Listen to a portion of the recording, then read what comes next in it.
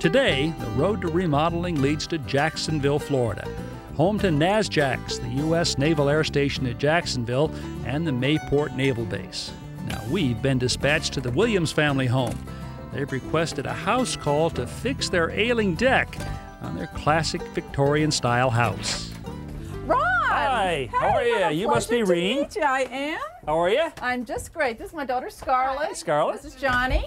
Johnny? Glad to meet you, Ron. Our home and our family's been waiting to see you. Well, I've been waiting to get here. I understand we have an outside project. We sure do. Yes. We're so glad you make house calls. Show me the way. It's out back. Ron, you'll notice the veranda is going to be flowing right out into the deck here. And we come to our first trouble spot. Hey. Oh, this is pretty bad, huh? It may be because of the gutter up there. And yeah, you don't have much in the way of gutters here. That whole upper roof is just coming right down here. Mm-hmm. See that? Mm-hmm. Boom. Correct. Okay. The absence of gutters is certainly contributing to this problem, but we need to continue our detective work by removing the rotten deck boards. Yuck. These first 3 rows of boards were originally put down with screws, and getting those out meant taking the screws out where we could, and when we couldn't, using a variety of pry bars and just ripping them out. All right.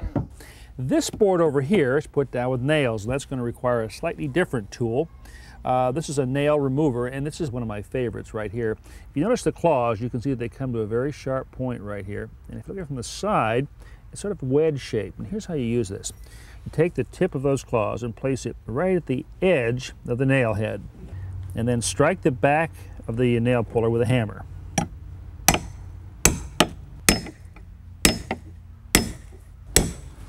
Then we can just rock this back and just pull that nail right out. As soon as we pull up the first few deck boards, we spot the culprit. Leaves and dirt from the overhanging canopy of oak trees have washed down and plugged the downspout. Since rainwater can't flow down it, the water backs up, the gutters overflow onto the deck, and mold and fungus quickly rot the boards. Trimming back the trees and putting screens on the gutters will keep the leaves from clogging the downspout. But allowing a free-flowing downspout to deposit all its water underneath the deck could still spawn more mold and fungus. So to keep that from happening again, we want to raise this up, kind of create an incline so the water can drain out of here easily. We'll do that by shortening this piece of downspout and then adding a section down here that'll carry the water underneath the deck and discharge it out there in the lawn. This problem has gone undetected for so long that the leaves and dirt have piled up at the base of the downspout, so deep they're touching the deck joists, providing a bridge for termites to reach the deck and even the framing of the house. A shovel and a little elbow grease from Johnny make quick work of removing it. We remove the downspout and clean out the dirt, roots, and debris that have been collecting for years. Then I use my hacksaw to cut about 6 inches off. This will allow clearance for the elbow and for a new piece of downspout to be installed under the deck. Okay, now let me just hook this right onto the end here. I reattach the downspout to the house using a sheet metal screw and the original strapping. Before we cover the joist with new deck boards, it's a good idea to check for rot.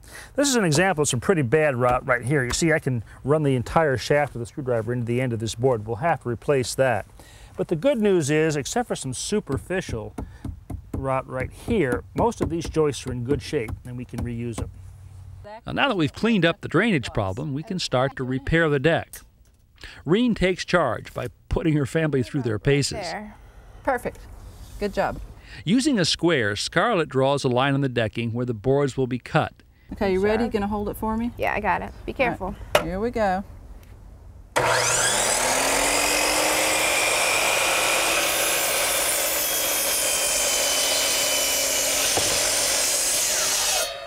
Very good.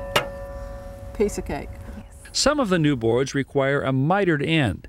To get the exact angle, we simply trace the old board onto the new one. After I offer a few tips, Reen feels really confident using the sliding compound miter saw.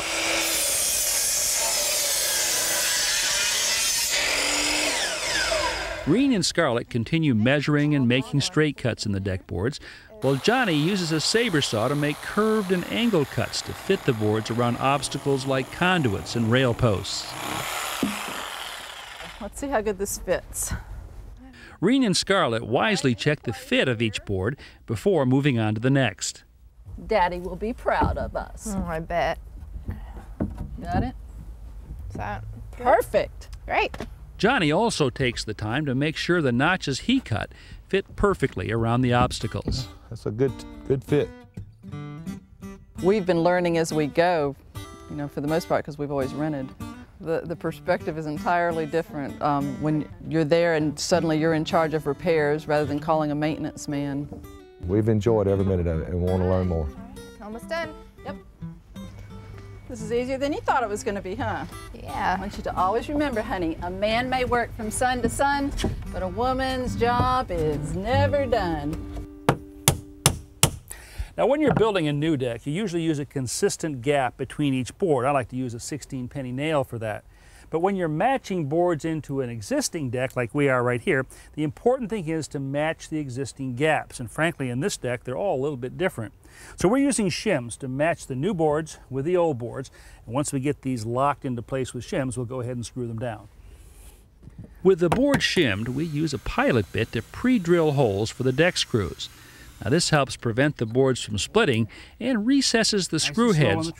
Finally, we use 3-inch galvanized deck screws to attach the boards to the joists below. You see how the screw moves? If the screw moves, you go with it. Okay. So that this is always in alignment here. You Okay. follow the screw. Push down. Lean over a little bit more. Bend your elbows a little bit more. That's it. Nice. That's it. You got it. Just like that. Good. Good? Very nice. Okay, get 2 more here, and that's it.